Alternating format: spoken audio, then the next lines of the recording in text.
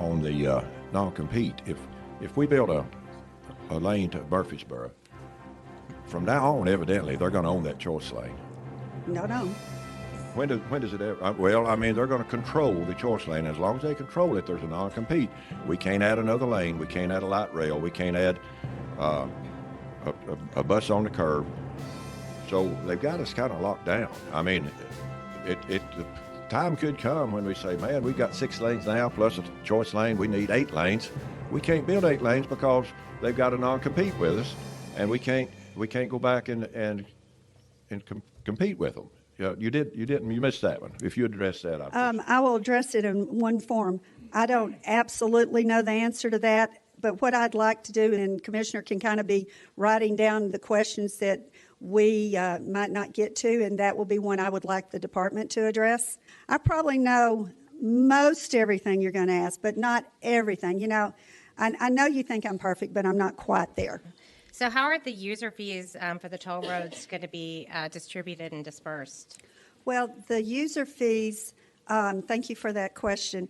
Basically, the user fees are set using kind of a data analysis, and it's based on how much traffic on the road, because the purpose is to keep the choice lanes going 50 miles an hour so people will drive in them to get cars off of the general purpose lane so they'll move quicker.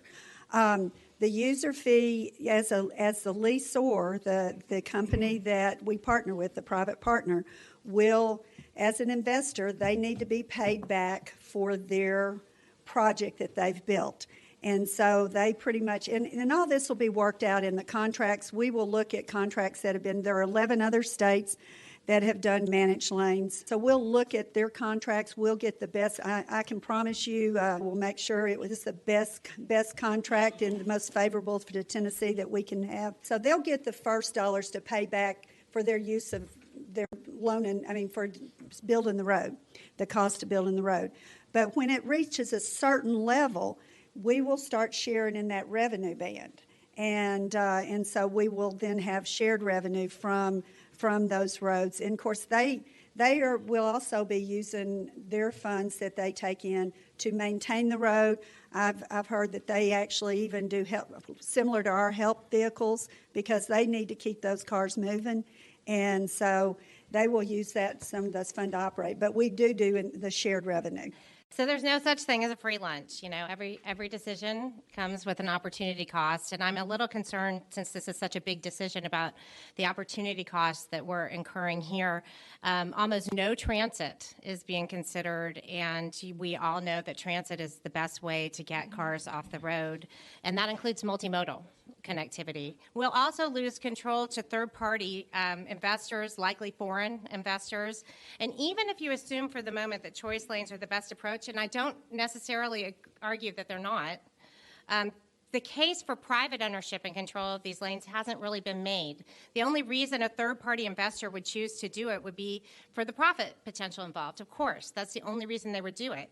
And if this is indeed potentially a profitable endeavor, why would we want the profit to go to foreign investors when we, as a state, could be reaping those benefits? Most often, when we've seen this approach utilized in the past, it's been utilized by cash-strapped states that are on the brink of insolvency. And as we all know, our state has done an admirable job of protecting our credit rating. Therefore, the sound business decision would be to employ that advantage. Further, with third-party ownership, in other places, we've seen serious concerns about ongoing investments in road maintenance, because they have a natural incentive to minimize our concerns for their own profitability. And I know that is one of the most important bills and long overdue to address statewide infrastructure issues. And I truly believe that we can't let the perfect be the enemy of the good. And I know that concessions have to be made. And I'm certainly fine with doing that.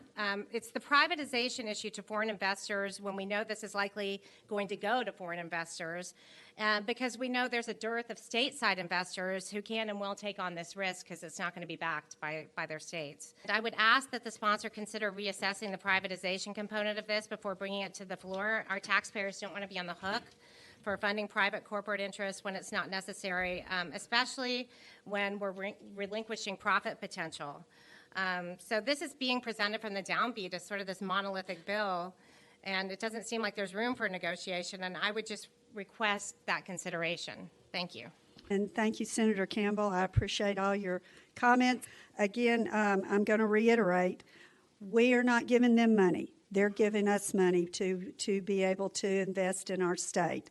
And they will not own it, so there will be no foreign ownership in our roads, period. I think when Commissioner comes up, he can address the foreign entities. Because of more choice lanes being done around the country, we are seeing more American companies.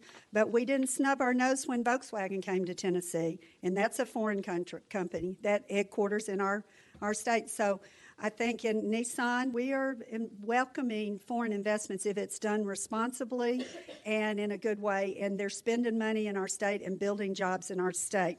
As far as transit, I've got some statistics for you. Buses will be encouraged and do drive free to encourage that ridership. I envision them doing some kind of depot type things for buses on the outskirts to use to get into town, potentially. But in Texas, they saw a 73% increase in ridership. In Florida, they had 4 times more riders in the first year. Florida also had a 68% decrease in travel time for their transit. Georgia saw a 10% increase in on-time performance. So we are going to be encouraging transit, and they can ride free. They're not charged by a person, by a bus, by anything. That is something that we will be working with, and that I think virtually all the choice lanes around the country does do that. And when you talk about the folks here paying twice, technically, they decide if it's a cost benefit for them to have that on-time, reliable travel time. So it is a personal decision where they decide that road wouldn't exist if we don't do something like this, and they want to help contribute to it because they want to get to work on time. We'll have input as we move forward in working with the department and looking at the contract and seeing if we think there's anything missing when we get to that. I want to hear me clearly. As it relates to the Improve Act resulted in a gas tax increase. That gas tax equates to $274 for the average gasoline or diesel engine in the state of Tennessee. So every time we put our hose connected to our car, it's averaged $274. Everyone's talking about the toll lanes, toll roads, but we also have e-vehicles, which are ever increasing. So today, we're only paying $100 for that tax. That's too little. I agree wholeheartedly. So this act takes that up to $274. So now we have an electric vehicle tax of $274, which I wholeheartedly agree with. But there's a catch. If you vote for this, you are voting for a tax increase that will never end. You're voting for an indexing to inflation. So you will be voting for a tax that has no end to it. That is crystal clear. All this amendment does is simple. It sets the gasoline tax at $274 on average and the electric vehicle tax at $274. That's fair. That puts everyone on the same footing. That's all this amendment does. Please listen to the word. This is not a partisan issue.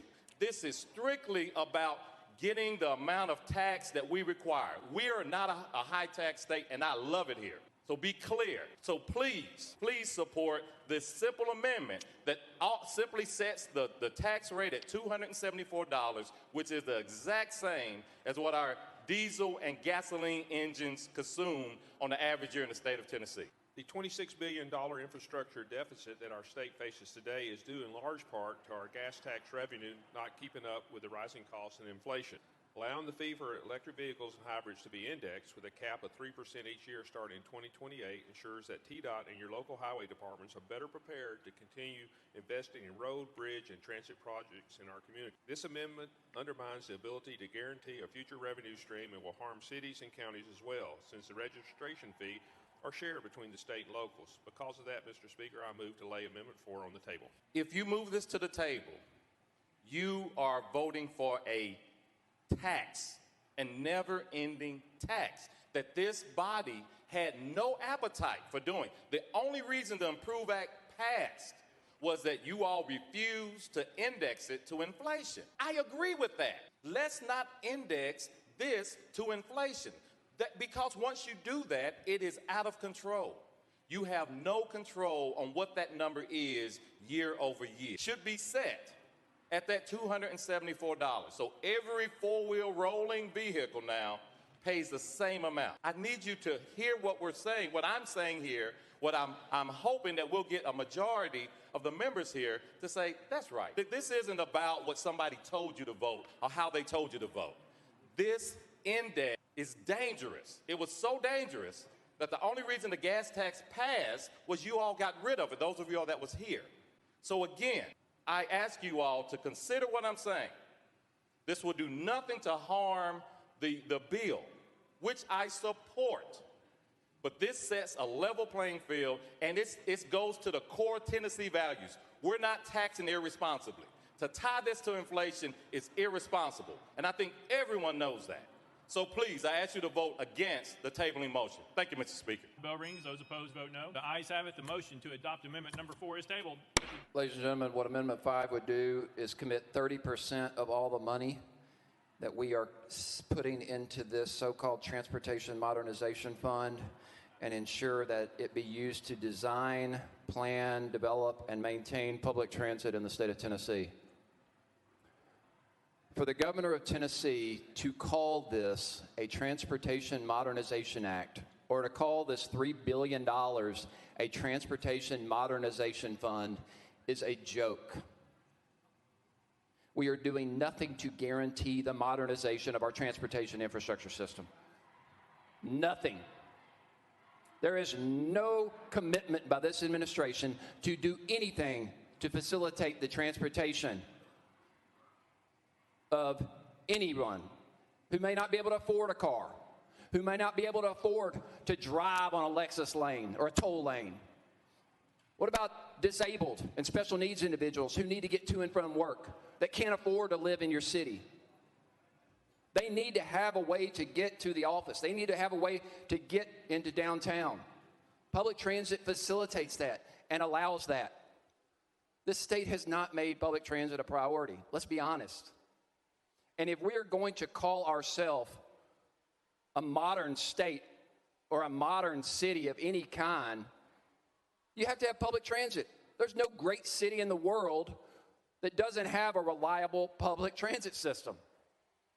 So I think it is completely disingenuous for this governor to say we are modernizing anything. We have no commitment. Nothing.